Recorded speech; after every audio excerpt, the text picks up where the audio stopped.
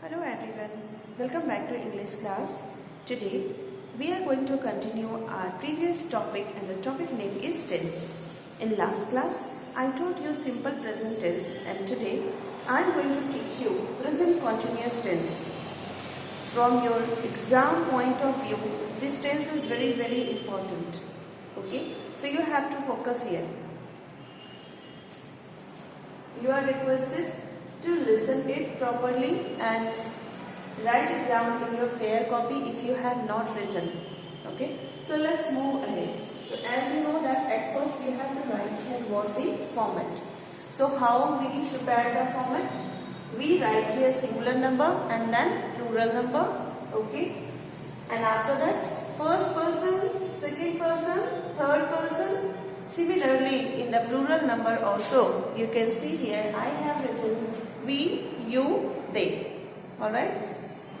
I have already taught you so many times tenses, so I think so there will be no any problem, no any confusion, but still as a revision work I am teaching you once again. In order to understand this present continuous tense, we must remember the structure of this tense. So what is the structure of this tense? It is what subject plus is am, are plus V1 plus ing plus object. Remember my dear student, while you are writing a structure, it is very important to write the object. But here, in the sentence example, if you forget to write the object, okay, then it's alright. But here in the structure, it is mandatory to mention object. So what is the structure? Subject plus is, am, are, okay, oblique. After that, V1 plus ing plus object.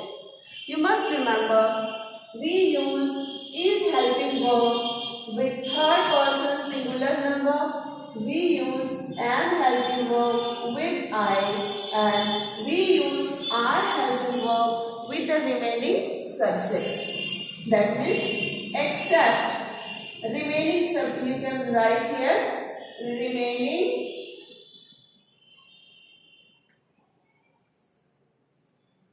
subject. That means we have to remove which one?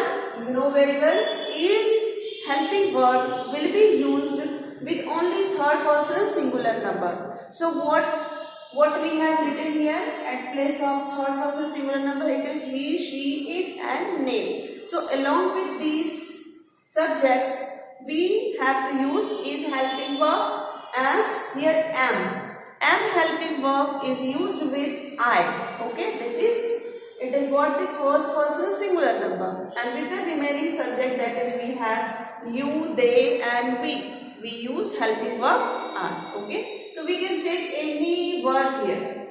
For example, I am teaching English. I am teaching English. What does it mean here? It means here the work of teaching is still going on. It is in progress. And that is why this tense is also known as what? Progressive tense. I am teaching English, इसका मतलब ये हुआ कि मैं English पढ़ा रही हूँ, यानी जो मेरा वर्क है पढ़ाने का, ये अभी फिनिश नहीं हुआ और ये अभी कंटिन्यू है, लगातार चल रहा है, प्रोग्रेस में है, और इसी वजह से इस टेंस को प्रोग्रेसिव टेंस भी बोला जाता है. Similarly, we can write here what?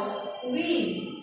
You know very well, along with we use helping verb that is are. So, we are teaching English. यानी हम लोग क्या कर रहे हैं? इंग्लिश पढ़ा रहे हैं. Similarly, here we use here are helping verb. So you are teaching. You are teaching English. We shall only change here what the helping verb and remaining will be same, so that it will become very easy to understand. Now here is again you are teaching English. आप लोग English पढ़ा रहे हैं। Now whether it is given he, she, it or name, everywhere we have to use is helping verb. So suppose we want to use here is helping verb with he. So what will be the sentence? He is teaching English. That means वह English पढ़ा रहा है। और अगर मुझे she के साथ use करना हो तब भी क्या हो जाएगा? she is teaching English, यानी कि वह इंग्लिश पढ़ा रही है। Okay, now here they are teaching English। तो इसका मतलब क्या हुआ? वे लोग इंग्लिश पढ़ा रहे हैं। सो ये तो आपको समझ में आ गया कि कैसे हम लोग इंग्लिश के सेंटेंस को देख के पहचानेंगे कि ये कौन से टेंस का है। Remember one more, identification in Hindi also. What is that identification? Like अभी आपने देखा कि स्ट्रक्चर से हम लोग कहीं पर कोई इंग्लिश का सेंटेंस लिखा हुआ है तो हम इस स्ट्रक्चर से याद रख के समझ सकते हैं कि जो लिखा हुआ वर्ड सेंटेंस है वो किस टेंस का है। बट हिंदी से अगर हमें इंग्लिश में ट्रांसलेट करने के लिए दिया गया है, in that condition you must remember what is the identification of this tense in Hindi. So what you get every time at the end of the sentence, मैं पढ़ा रही हूँ, हम लोग पढ़ा रहे हैं, तो लास्ट में क्या मिल रहा है? रहा है, रहे हैं, रही है। So if you get eight the end of the Hindi sentence रहा है, रहे हैं, रही हैं, then we must understand these sentences are the examples of present continuous tense। ठीक है, तो ये तो बात हो गई आपके टेंसेस की, ठीक है, इस प्रेजेंट कॉन्टिन्यूअस टेंस की। Now let's move ahead towards the another part of this sentence. What is that another part?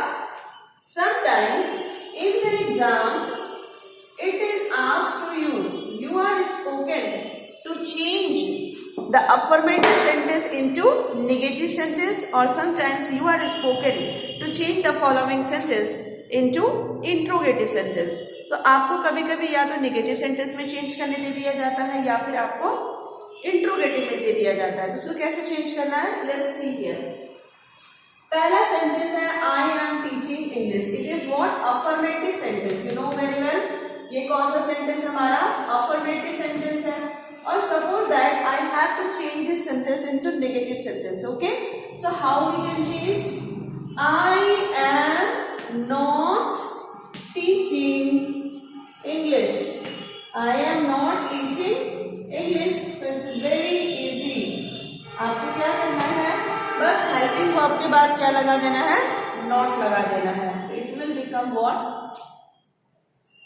I am not teaching English. So it will become negative sentence. Suppose we have to again change this affirmative sentence into what? Interrogative sentence. Okay. So how we can change? Just look at here. It's very easy. After understanding this topic, you will do some translation work and you have to take affirmative sentence, negative sentence, okay, both, and interrogative sentence also. So here, interrogative sentence. So here it is what? Interrogative. Okay. Now how we can change it? Look at here this sentence. I am teaching English. So you have to do only one thing. What you have to do? What is the helping verb here? It is am. So at first just keep this helping verb at front. Okay, and remaining will be shifted right hand side. So what will be the sentence? Here, am